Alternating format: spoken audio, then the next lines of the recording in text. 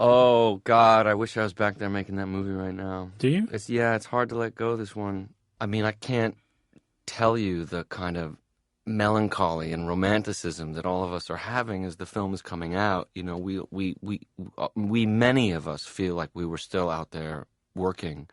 You know, we shot the film in West Texas near Marfa. And while it was, yes, incredibly difficult from time to time, we had such a good time on this film, and I think we're all having a very hard time letting it go. I'd be happier if I was out there right now. Thank you. That's the nicest thing anybody's ever said to me. You're very nice, Elvis, but it's the treatment, my guess, is writer-director Paul Thomas Anderson. His new film, which he can't get out of his bloodstream, is There Will Be Blood. So many of your films have been about people wanting something that they can't have. And this, as you said, is about a guy who, it's that line from, been variously attributed to Faust and, Dr. Phil, beware the things you want for you shall have them. But he gets this thing that he wants. And what you're talking about is the pursuit, which, so many artists have made films about or painted about or written poetry about, being in the thick of it, getting that thing in your blood that you can't ever get your hands on. You made a movie in a lot of ways about what you do. I mean, this could certainly be a metaphor for the making of art, couldn't it? Somebody said that the other day, and I thought, and they just quite honestly, it never occurred to me. And somebody said, "Is making a film like silver prospecting?" And I thought, it's exactly like that. You hack away. You're not really sure what it's going to be worth, or if you're going to find anything, and then maybe you find something that you like, that gives you an indication that something else might be there. So you figure, well, I could just take this stuff and crawl back up to the top of the hole and go to the assay office, and maybe that'll be it. But instead, you think maybe there's even more underneath there. So you light a stick of dynamite, you stick it in, you blow it up, and you just keep after it. I mean, I know that's how I feel, sure, in approaching a film or writing it, making it, whatever it is. Yeah, and then cashing the silver in and finding out what it's worth never really ends up being as satisfying or as fun as it was to be down in that hole.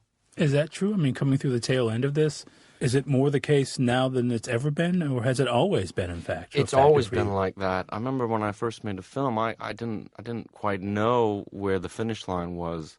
I thought there would be some joy in it getting out there, and there was, but I was completely unprepared for the depression and the melancholy that follows finishing something, which inevitably happens every time I've made a film.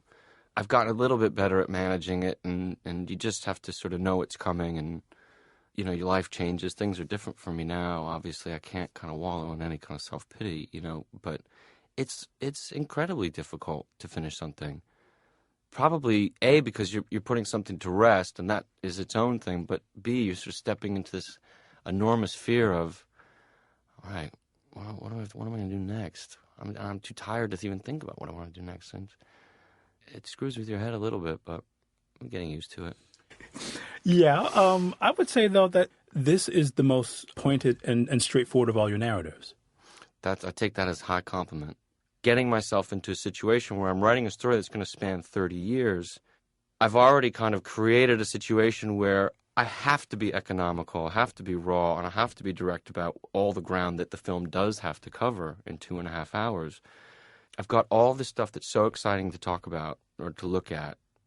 The oil fields and the history of California and the oil business and building pipelines and all this stuff, and thinking, how do I get all of this in here? But how do I tell the story, and how do I do it ideally in 2.5 hours? That kind of means you have to be a good secretary to it and organize it so that there is no fat. I have to ask you this because you've been here. It's been nice. You've been here for each of your films since Boogie Nights, and this is the first time you made a film about fatherhood since you've become a father. And I wonder how that's been different this time around. Yeah, well, we don't spend as much time in the editing room as we used to, I'll tell you that. I mean, we would never go home, on Boogie Nights. We just sleeping on couches, and that was all that we did. And it's really not like that anymore, sort of like, all right, come on, we're going home now. That's it. So that's different for sure. Once we got the film together, I mean, shooting the film is different. Essentially, she's going to have to more or less be an orphan for those 3 months, and hopefully somebody will be there to help take care of her. But it was great to finish the film, honestly, when we did, because to get back to being a dad again was great. So when we were cutting the film, we would cut for a couple weeks and then take a few weeks off, and then cut for a few weeks and take a few weeks off, and something we never would have done before. But ultimately, because we had these obligations to the families, it really helped us. We didn't get stuck the way we used to. I mean, we wouldn't be able to see the forest or the trees in the old days. I mean, sometimes, and that was kind of nice to take a step back and not be the center of the universe, and not have the film be the center of the universe, and because that baby does not give a about moving. So it's great.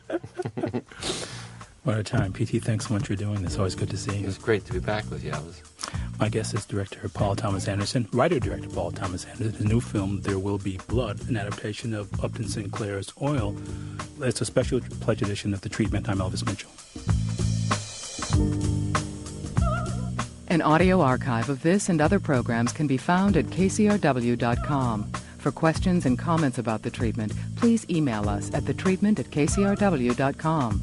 The Treatment is produced and distributed by KCRW Santa Monica.